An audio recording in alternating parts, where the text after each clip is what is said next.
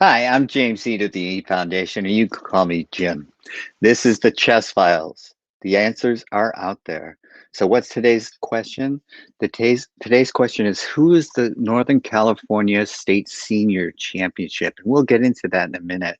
But what about me? Who am I? Why am I talking on this show? Well, I started out as a young chess player, and I was pretty good, pretty young. I won adult tournaments while I was in high school, and I became a FIDE master. So you ask, what's a FIDE master? A FIDE master is good enough to fight with grandmasters, but not good enough to become one. So, then I started my chess foundation. I got involved in all sorts of things like chess organizing, grandmaster norm tournaments, IM norm tournaments, what they called FIDE futurities, that sort of thing. But I also got into writing, and I wrote the book Chess for Dummies.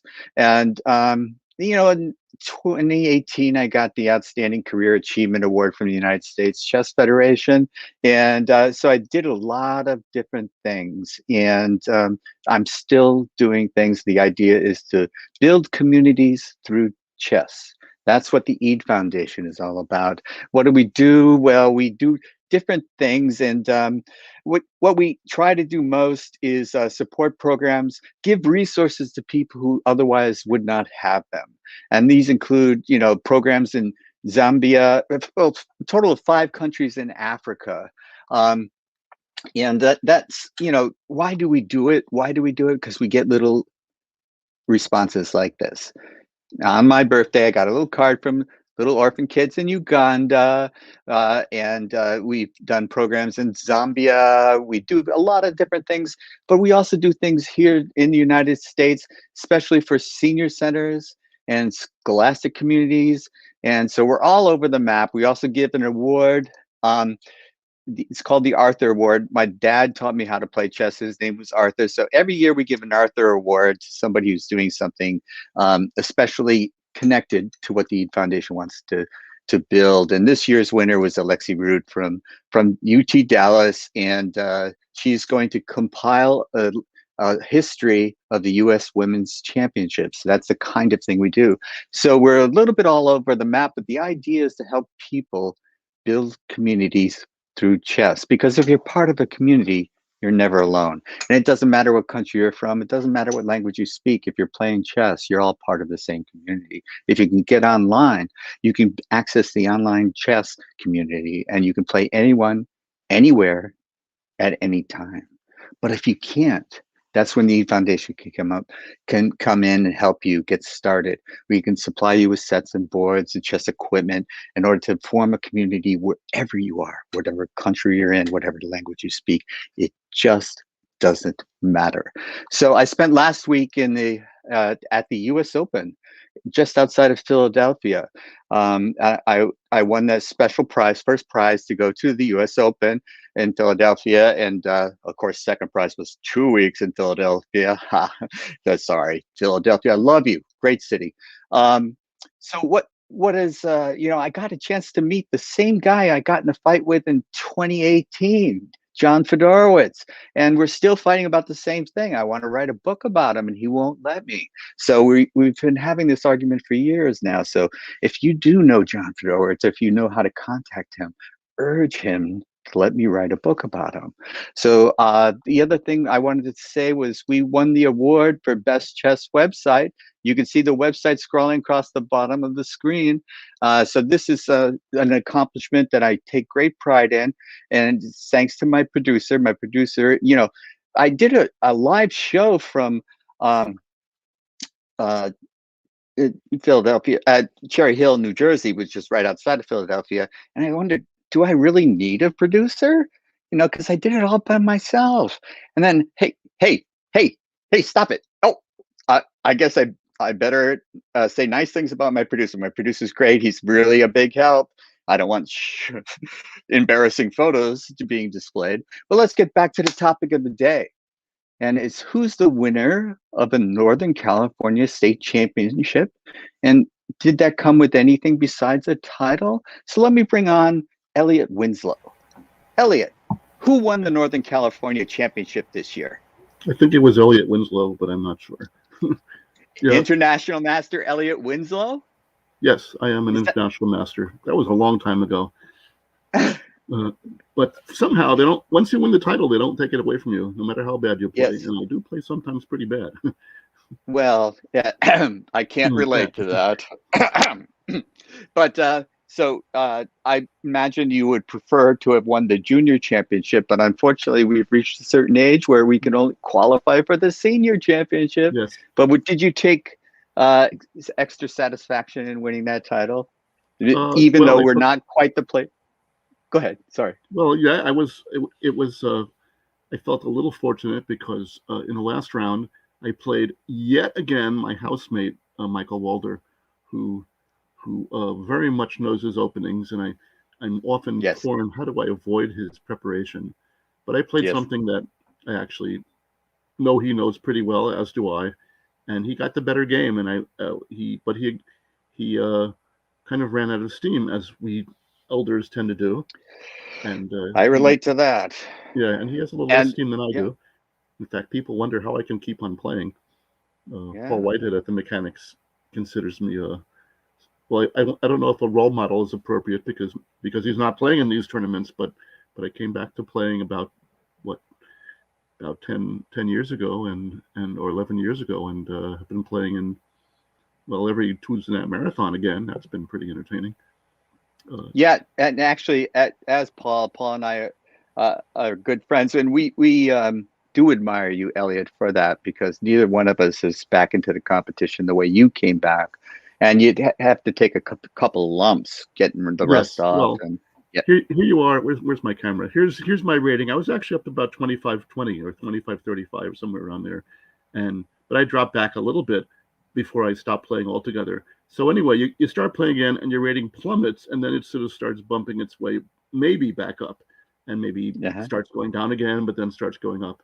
So of course, there are definite faculties that are no longer our aces when you start playing again. The main one being concentration and clarity of calculation, and memory is a big And factor. The fact that stamina too, yeah, like stamina, but you stamina said hasn't before, really been such a big problem for me.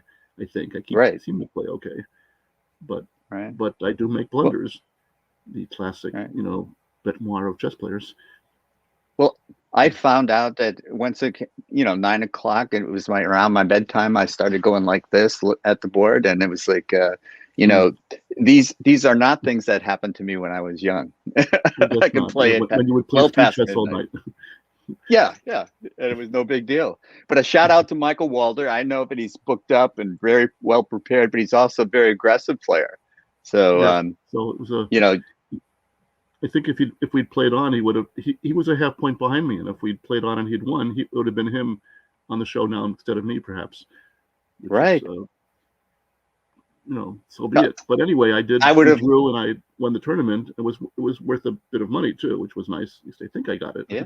but but also, as we knew, but then it was a bit of a bumpy ride whether I was going to go or not. At first, I thought, Go well, I guess where? I have to go, but there was no. Go It where? was to the Tournament of Champions, because that was Uh, a big factor. In fact, the fact that the tournament happened, and it happened in the Berkeley Chess School, was up in the air for a while. It looked like it was going to happen at the Mechanics, and then without explanation, I still don't know quite why, it was canceled. And the organizers from the U.S. Chess Organization wanted things to be settled well before they were for Northern California, but they made some exceptions.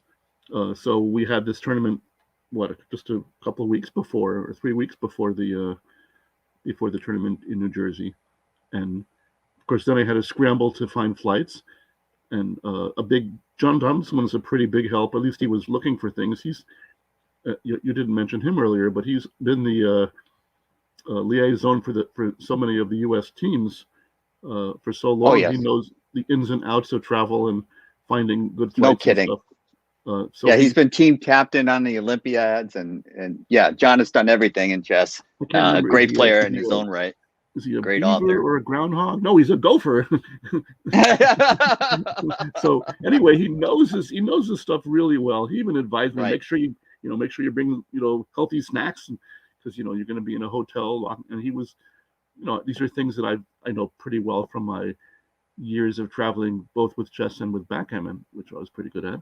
Got me around the You world. were great at. Literally. But anyway, unfortunately, with the kind of the curve of the pandemic, things were opening up, and it looked like, people were really wanting to travel again, and the airlines, I guess, I don't know, what their explanation was, but flights were few and far between. That everything was full and the prices were high, and I was thinking, I don't know if this is worth it. On top of which, my sister lives just west of Philadelphia in a town called Lansdowne. So I was thinking, well, of course I'll have to see, if not stay with her. But it's a little far to get to Cherry Hill from Lansdowne. It's not so bad. On a good day, it's 20 minutes or a good hour, but you have to have a car. And she has a car, but I couldn't possibly, ask her to schlep me out there every day. But, Right. And then John pointed out that rental cars are through the roof because it's even harder than airlines to keep them pandemic free and all that. So the prices for rental cars were impossible. So I just thought, well, I just won't go. And then, it just looked like too much trouble, one way or the other. And I didn't, and the rooms were pretty expensive. Also, they were original rooms were all filled up. So I thought, okay, Right. It doesn't look like I'm going regardless. And then one of the organizers, I guess he's no longer, but he finished his term at the end of the U.S. Open, David Grimode. I'm sure I mispronounced that. Grimwald. Yeah, but shout out to him. David yes, does a terrific job, and I think he did really, great. Yes, hats off and to he him. was Yep. nice guy. And anyway, he said that every year they book they get 5 extra rooms just to see what happens, because they'll always find somebody who last minute needs a place to stay. And so he said, "I'll tell you what if we throw in a room?" And what could I say? At that point, a gift room in the mouth. Well, that's not what it was. Yeah, But don't look at it. Yes. so I said, well, okay. And my sister drove me out there the night before. We went by Costco. I was all, I had my coconut Goodies. squash dal and my oatmeal and my salmon and my flatbread. I was made in the shade. So, and Yeah. they have a refrigerator. Classic room these days with a refrigerator and a microwave. So everything was great. And Yes. that's what we did. So I stayed with her. I came early. I stayed with her a few days because also flying in the middle of the week was less expensive. So everything fell into place, and it was good. It was as good to see her and spend some time in Lansdowne as it was to play in the tournament, in which I finished. I gained rating points. That's the main thing. Okay. In the final analysis, if you gain rating points, you can't have too much to complain with. But in the last round, I drew a lower rated player by a little bit. He was a low rated master. Not that I'm a high rated master, but Anymore. Yeah, actually, and even that was a funny situation.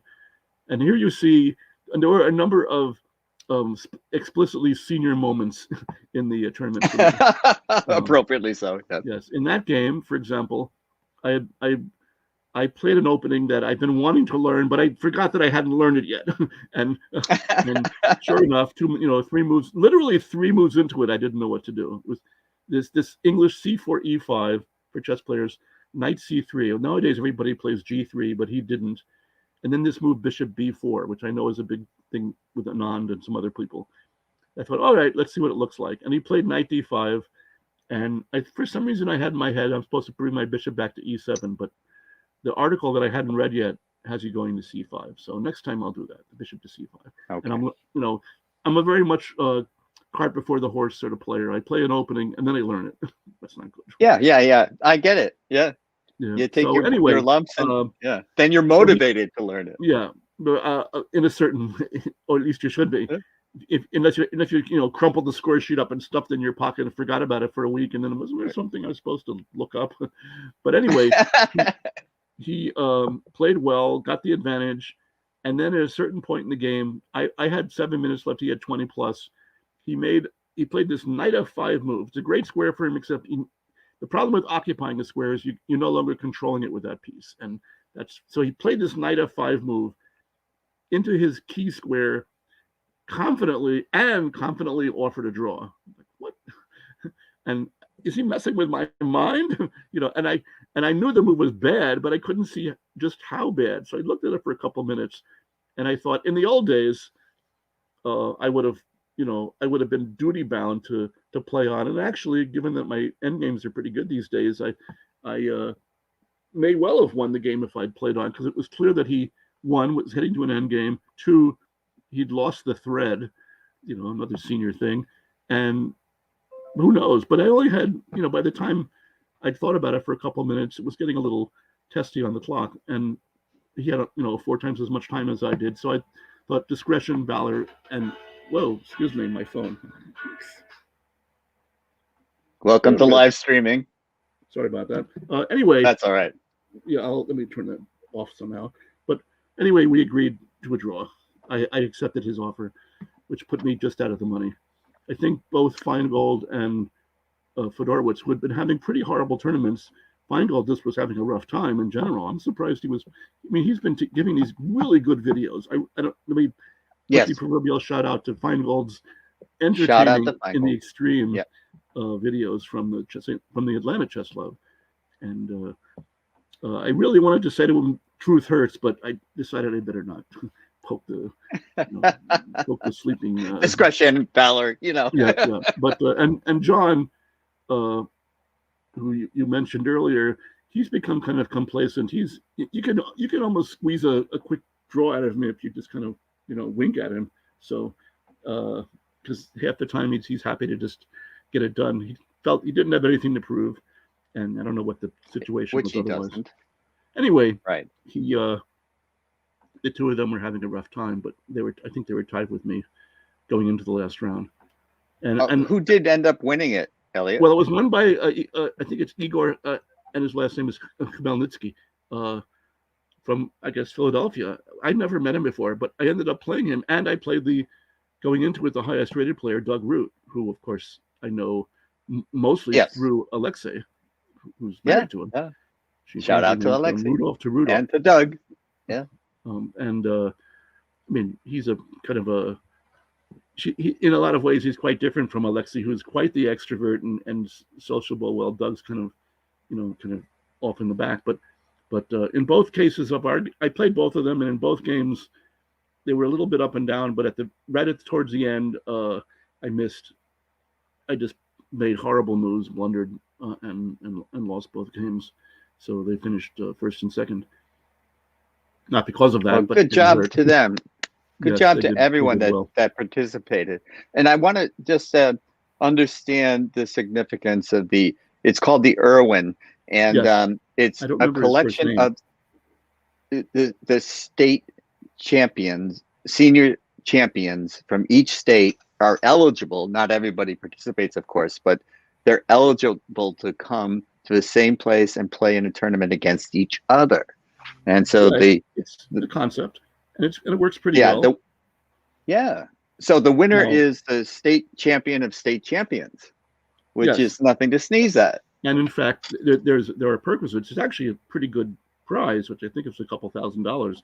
Plus, also, you get to play in the formal senior championship next year if you want to. And I think that people have done that. I mean, I know that what's his name? Oh boy, senior moment again. Fine. Senior moment. Very appropriate. Living in Wyoming? Where is he? Former Soviet, but young. I forgot his name. Oh no. He's young and qualifies for the seniors. No, I don't know. If you bring up the U.S., if you bring up the tournament, which I can do quickly, maybe not. There he is. There's his photo. I want to say Feingold or Feinstein, but it's none of those. How annoying. Anyway. But shout out to whoever he is. Well, he didn't play. The previous winner. I was surprised that he didn't play this year. Okay. How can I find him quickly? You know what? He's actually, his name came up, and I was thinking, is he going to play? And I'm going to have to play against him, and then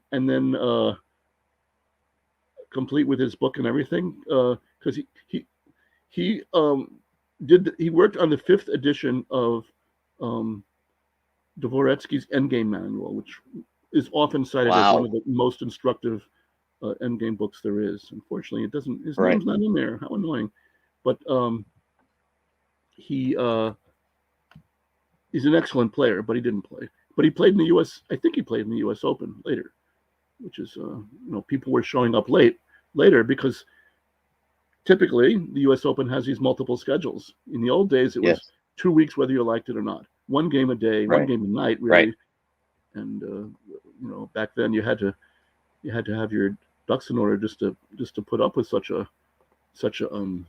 A grueling. Yeah. yes. Well, it wasn't so much. It Time was more consuming. leisurely than grueling. You want That's true. grueling.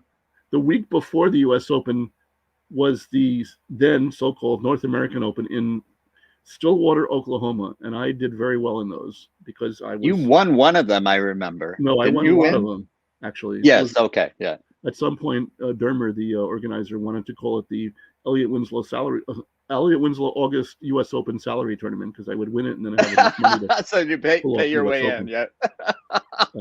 And I had the stamp again.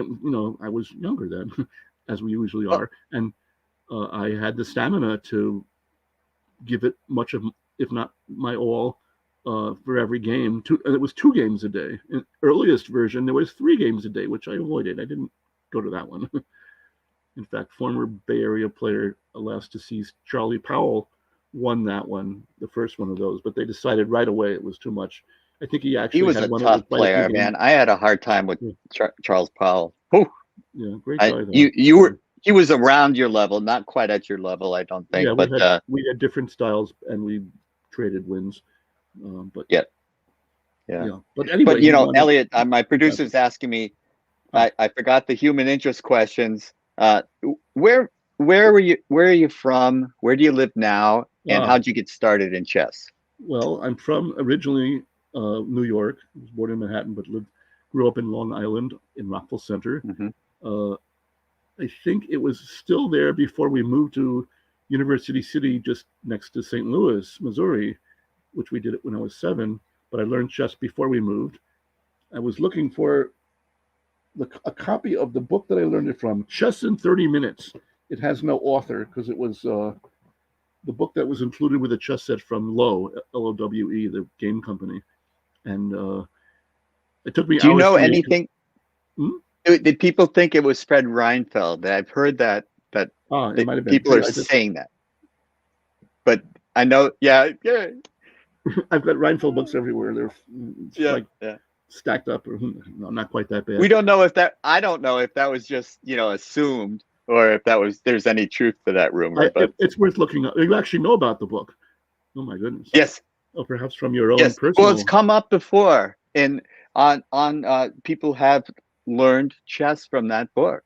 And as you Well, say, if it came with the set. So it wasn't so bad. My brother and I learned. Unfortunately, we didn't get the rules right for about a week. We thought the queen could move like a knight as well as a rook and a bishop. We eventually squared that out, and mhm. and then we learned Monopoly and chess got boring for a while. Remember, this is before clubs, before they Right, existed, but we didn't know about. There was no internet, there was no coaches or school work, so absolutely not. it was just Yep. this book, and I know I've got a copy around it because I found it in some used bookstore a number of years ago, but I think I mistakenly put it in a box, and now I can't find it again. Or maybe I loaned it to someone who hasn't returned it. But in any I have a case, lot of those. yeah, it had 7 games. I think it was in the back that were instructive, and even now I still show one of them. I think it was in there. There was the famous Alban Connor Gambit trap, which Uh-huh. is worth. People should learn that, if only because You should you know don't it. get to Yes. you don't get to queen a pawn on the 7th move. But even more amazingly, you don't get to not queen a pawn on the 7th move. It's an under promotion on move 7 by black, no less. It's an incredible. Like, how could that possibly be a real chess game? But it is, and people Yeah. have fallen into it. Yeah. Not me. Yeah. Well, sort of me. Shout out to Jeff Sinich, who plays the Open. In fact, somebody played it against me yesterday in a blitz game. But anyway, it was a good book, and it was Yeah. inspiring. And it was fun. Yeah. But then that was when I was 7, and we moved to the St. Louis area, and there was a family around the corner from where we moved, the Enders, and they had 4 boys, two of whom had played in tournaments, and they had a chess clock. I thought, what, a chess clock? Never heard of such a thing. They had chess books, like serious study books, not just chess in 30 minutes, taking 30 5 hours to minutes. read. Yeah. So that hooked me in, and next thing I knew, I was more a chess player than anything else. And we formed a little club, the five of us, called it the Five Club, and I'm still in touch with a couple of them. And That's a then great story. we found the Missouri Open, and there's a player who lived, I guess, in Missouri then, named Elliot Hurst, who was who was actually very good. He was more, I think at that point he was a correspondence player as well, but he came by the Missouri Open, which was the first tournament I played in 1966, and we played a blitz game. We thought, oh, the Elliots should play it, and I had no rating, of course, and it wasn't very good, and I actually won a rook against him, and I was like, well, I'm winning, but I got flustered and blundered my queen and lost. I wasn't really ready for Elliot, but I did win one game. I was very proud of it, even if my opponent blundered a piece on move 5. I then played very well, and kind of moved forward and pushed him out with my extra piece. Do you think that's why you were so at home in the North American Open? Or is that it was sort of like your backyard, or close to? I don't know. It was a funny tournament, that North American Open, because it was at Stillwater at Oklahoma State University, and it was before. It was like the week before the U.S. Open, so it was early August, and so school hadn't started yet. But they had this state high school cheerleading competition going on. So there were all these athletic girls running around, and they were on a different floor from us. You could get a room in the dormitory, and we were on one floor, all the chess players, and the girls were on another floor. So we didn't really have much interaction with them, but it was always never the twain shall meet, as it turned out. But we had a lot of fun, and people did goofy things. I remember Curtis Carlson putting up pages from National Lampoon on people's doors. But the tournament was, you had to get to the tournament site. Also, the organizer, a guy named Richard Dermer, was he was an entrepreneur. He had created the Hideaway Pizza, restaurant. Somehow he got the place less than a block away from the campus, and college kids like he made a fortune, and he outchanged the chains. He established a fleet of Volkswagens Beetles to deliver pizza. I don't know whether they had heating or what. And the place was really nice, and we would go there after the games and play speed chess. And he liked chess. He played chess for a while, and he got into all kinds of other things, including poker and sailing. Somehow there's lakes in Oklahoma, and I remember I went sailing with him one year when I just came by to showed up to visit and say hello, and that's an adventure in its own right. When we it was a little late, and he was a little drunk. No, it was actually quite late, and he was actually quite drunk, and we were with a woman, and the boat capsized, and it was crazy. Anyway, another time. I'm not going to do that. Edit that out. It was great to have this tournament there before the U.S. Open, and now there's North American Open, but it's in Nevada. It's a different story entirely. Yeah. So anyway, that was where do you live? How I got into chess. Where do you live now? Well, I live in the Bay Area, as you can imagine, in Alameda, not the county also, but the town, which is sort of a pseudo island just off Oakland in the East Bay, and it's sort of bucolic. It feels almost like the Midwest, with maybe more Asians than you'd expect in the Midwest, which is fine. And an incredible array of restaurants, and it's cozy. Yes. We actually live across the street from the bay, although that's we don't have a great view or anything, but it's still nice to be right there. And the weather is just a little bit nicer than San Francisco itself. Yeah. Did you notice? I noticed that. Milder. There was when it was just a little bit cooler when it was hot, and a little bit warmer when it was cold. Just a touch, but I noticed it. Really bad issue. I do have a fan, but no. Yeah. But it's nice here. So yeah. There's a Great place to parking issue live, though, and 'cause it's close. It's close to the Berkeley Chess School. It's close to the Mechanics Institute.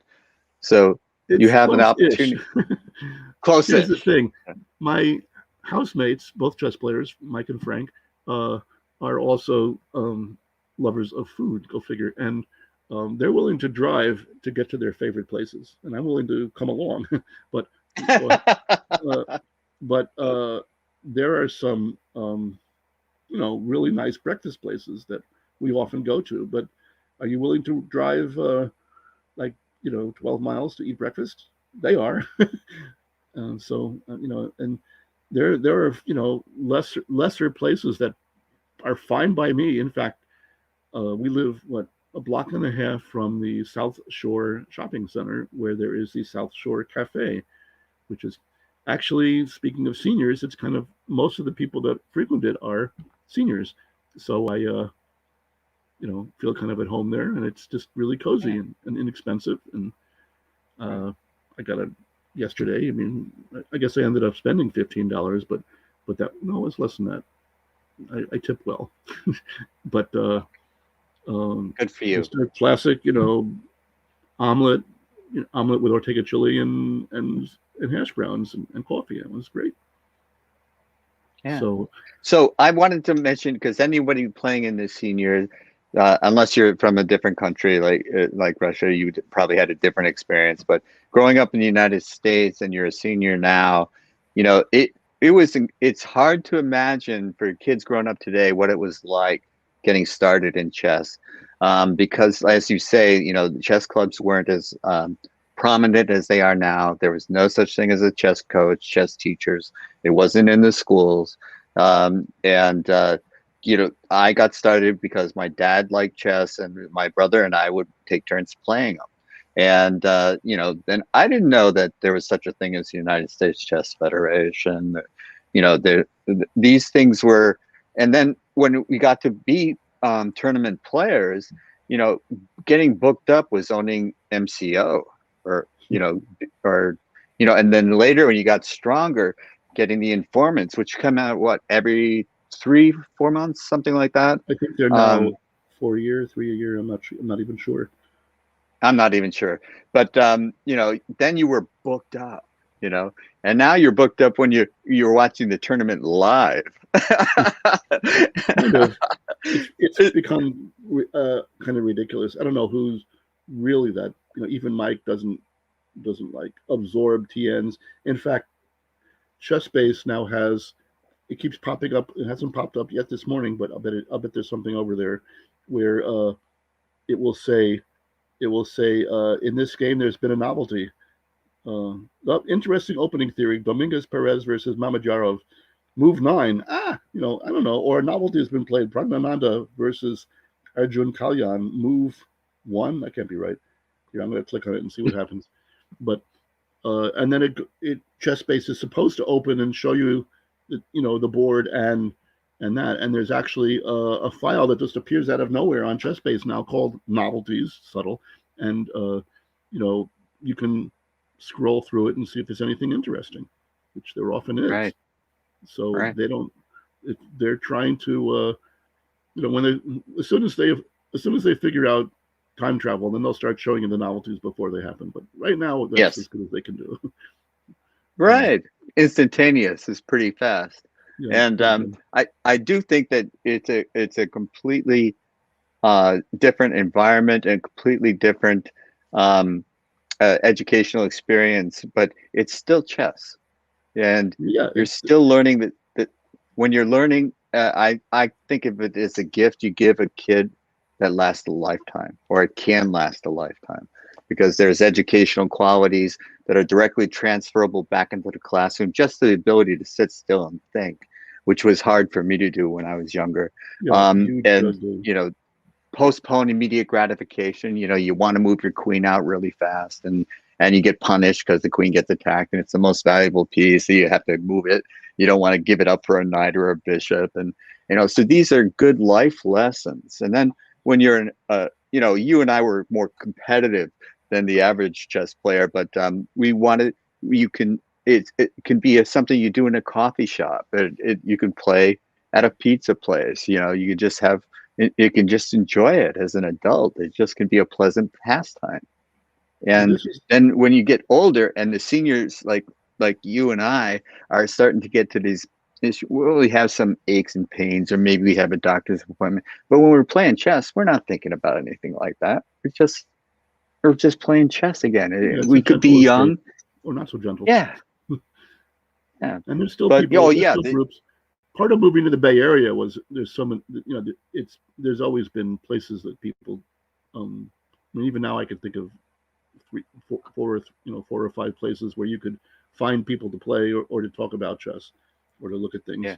whether it be a library with an awful lot of chess books like the mechanics, or just a bunch of people who've been playing each other for decades, like the Cafe Strata in Berkeley or Mill Valley. I don't know if you know that scene there, there by the depot. Those guys have been playing there for forever, and Yes. I try not to look at the games because they're still playing the same openings where both players have blundered in the first 10 moves, but they don't seem to care. Yeah. Yeah. They're And they're like, the thing is that it's not the quality of the games that matter. It's they're having fun. They're having more fun than Kasparov and Karpov were beating each other's heads in. Kasparov hasn't been having a lot of fun lately. All right, right. So you can get in. Even you and I, when we were competing in tournaments, there's a lot of nervous energy. You're expending a lot of, I would usually lose weight during a tournament, and you're not eating properly, and so there's, it's a great game to be competitive at, but I want to encourage people to just enjoy themselves, and that's why I think we want to emphasize the community. Because the places that you were just describing are places they're more of a community of chess players than they are anything else. You know each other, you've known each other for a long time, and if you don't show up, they wonder where is he, that sort of thing. So I like to emphasize that, and they don't have to be members of the United States Chess Federation. They don't have to be playing in chess tournaments, to enjoy the game. And do you think you have more fun in a chess tournament or just playing like blitz chess with this kind of a group of players? Of course, fun is a Relative. gradient. Whether if I play a good game, that's Yes. something lasting. And then, other than other games, you can play something. You can play a game that you'll remember for a while, especially since you're writing the game down or it's recorded. And of course, I go over my games afterwards, and these days used to be into notebooks, but now of course it's into chess-based. Right. And of course the engines, I've played games that I thought, what a great game I played, and then 40 years later I finally get around to putting it on Stockfish 14 or something. Well, it could have been 14 since I only picked it up yesterday. But whatever. Yes, and the computers, after 40 years I find out maybe it wasn't such a brilliant game. I completely missed what the real idea of the game was, and maybe the computer isn't right either, but usually it is. So, but it's in that, I just want to double down on what you're saying. Is like I can remember being in a competitive chess game, and it's a very complex position, and then you get this aha moment where you go, "Oh, yes, I got it," and that is a great feeling. Or if in fact or at least you think you got it. Yes, yeah. You might be wrong, but I've had transcendental moments where this one game in particular against Senior Master Bill March, it was in where we were Sioux City, Iowa, in the final round. It was the big game, and it was just a huge story in every which direction, and he was thinking, and I was thinking he's going to play there because it was his style. But then I was thinking, well, I also have to look at this other move. And then he finally plays the move I expected, and I had this moment where time did, because chess is sequential. But I saw in one clump this crazy sequence of moves, and it reached this really promising position. And for a moment, I saw that I was winning, but then my mind closed, like crashed down on itself. I thought, what was that? And I spent 15, 20 minutes trying to figure out what it was, but I finally said, I don't care, I'm playing it anyway. And I figured if I got that far, if he got that far, I'll figure out which of the multiple lines was best for me. And he lost his way earlier, and it didn't happen. But it was like something out of a movie. Just that this flash of inspiration is the art of chess. We think of the science of chess that the computers have advanced to the point where they've got the accuracy down to a level of precision that we can't even imagine as human beings. But there's still that artistic flair where it's just an aha, what I call an aha moment. Yeah, and that inspiration that just pops into your head, and it's so hard to quantify. But that's the joy of the game, and it only comes when you're concentrating, when you're really concentrating. Which, when you're playing 5 minutes in a pizza shop, you probably aren't going to reach that level of concentration. Well, and that's you'll get some flashy finishes. Sometimes yeah, you see sure. some sequence that would finish, or even as you kind of work your way into it, you think, well, that was pretty neat. Now, yeah. The other side of like, shall we say, um, aesthetics to it is like composed endings. Just before yes, I got ready for this, I noticed I started something up, and I guess it was Kasparov Chess, the app, and I saw that it had Maxime Vachier-Lagrave showing an endgame that by a guy named Seletsky, who I'd never heard of, and it was this beautiful. It was just a few pieces. I think there was a pawn on the board, but it goes pretty fast, and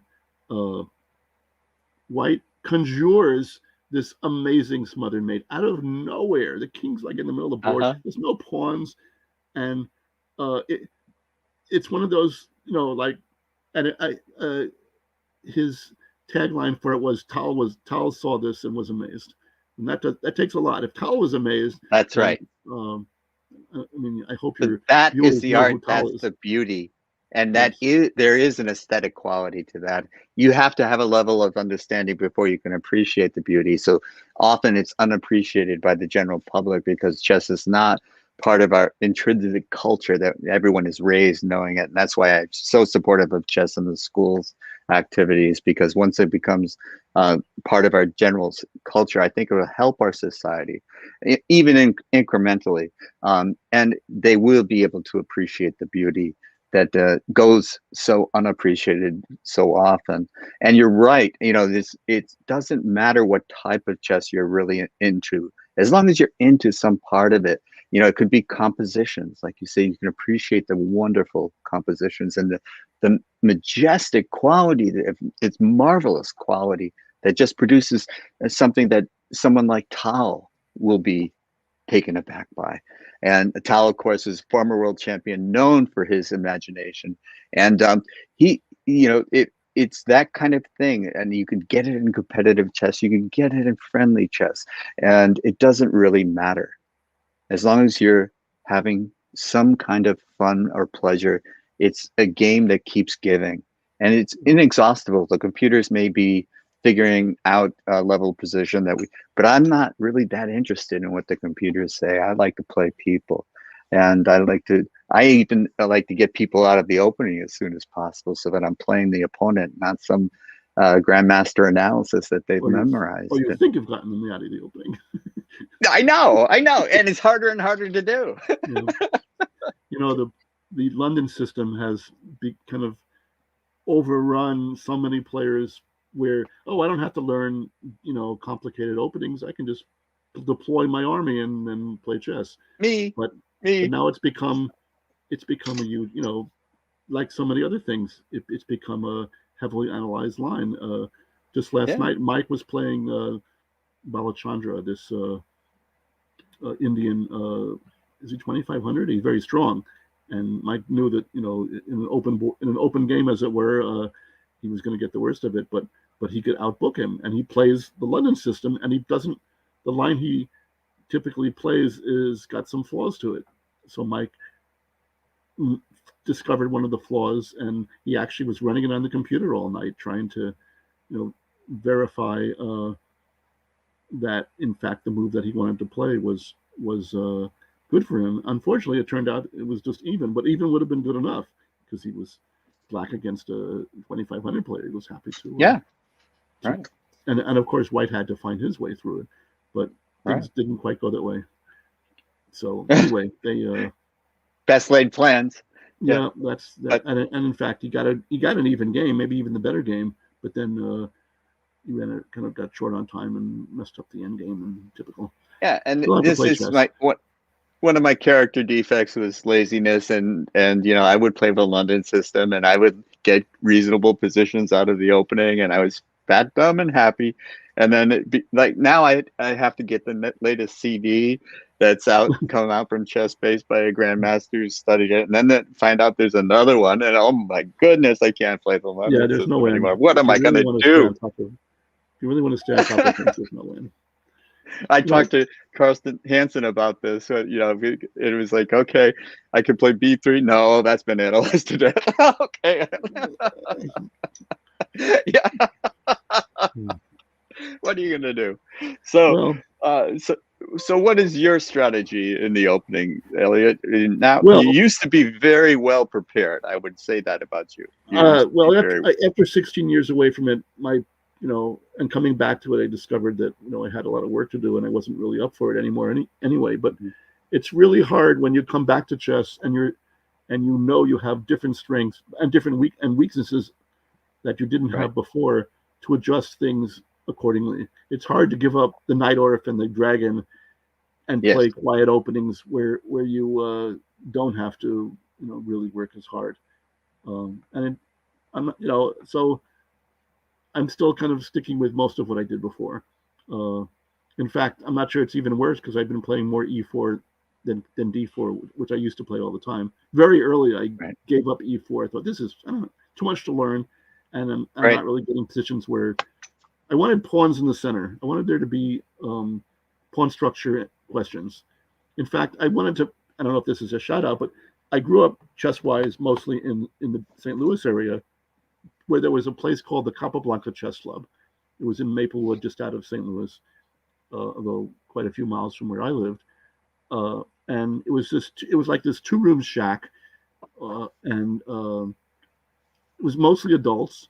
And I remember there was like peanut shells on the floor, they had two filing cabinets with chess books. That was the chess library, and mostly I grew up playing adults, which is because there was not much in the way of scholastic chess.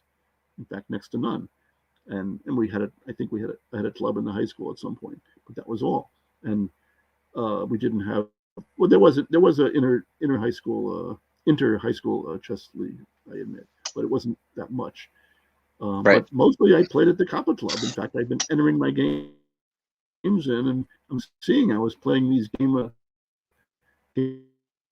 all over the place, and they weren't as formal as the Tuesday night marathon. You just the pairings were up, and you had to find your opponent and set up a time. I don't even remember them having phone numbers. How did we do that? I don't know. Anyway, it happened, Yeah. and very casual.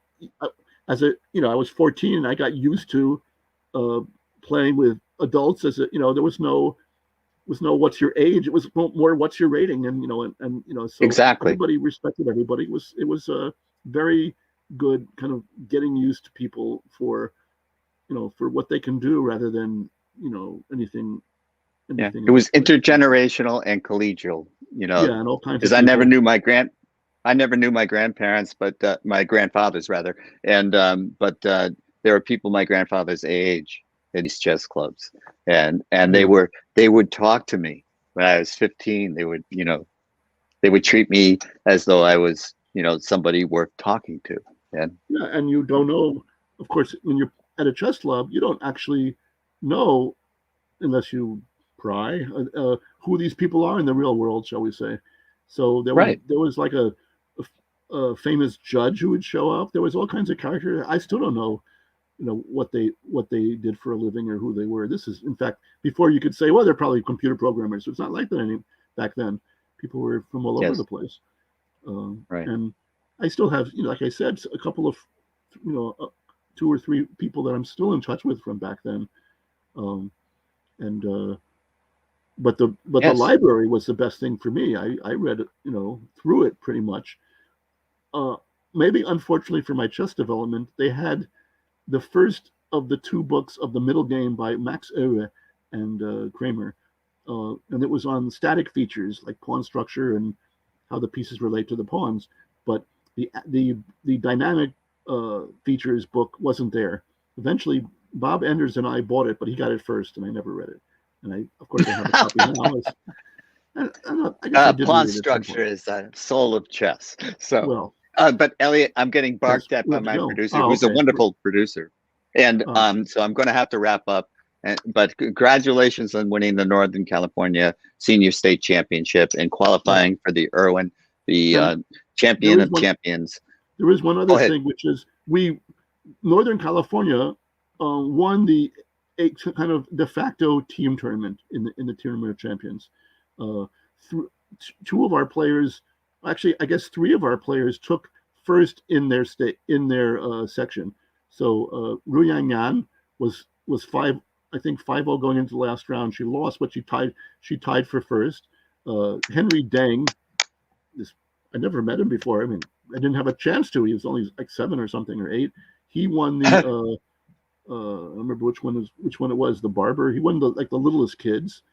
Um, Viam Vidart. The Viam, Rockefeller, maybe there that was might a have been. Rockefeller I and don't a remember which barber. one's which, Yeah.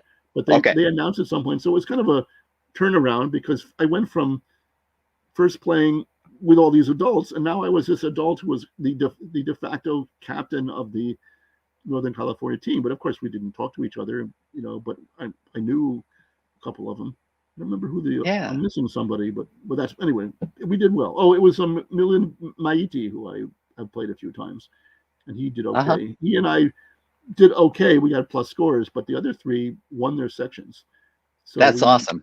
won Shout well. out to all of you from Northern Yes, we California. did good. Great. Elliot, thank you so much for Sure. being on my guest today. Really Excellent. appreciate it. You still remain a force to be reckoned with. But I remember, do you still have that tiny handwriting? Yeah. Well, not so much. Now Uh, it's all I can do to read my tiny handwriting. The fact is, yes. it's all on chess base now. So I can that's been remember the you taking solution. notes and no one else could read them. So thanks again, Elliot. I'll Sure. see I'll you. see you again. Okay. That was Elliot Winslow, the Northern California Senior State Champion, International Master, and presence. A great, I'm serious, great Grandmaster of backgammon as well. And this has been the Chess Files. The answers are out there. And I have to tell you that we're on Fridays at 1 p.m. Eastern every week. And there's always a story, there's always a question, and there's always an answer. So thanks again for joining us today. And hopefully you'll see me next week.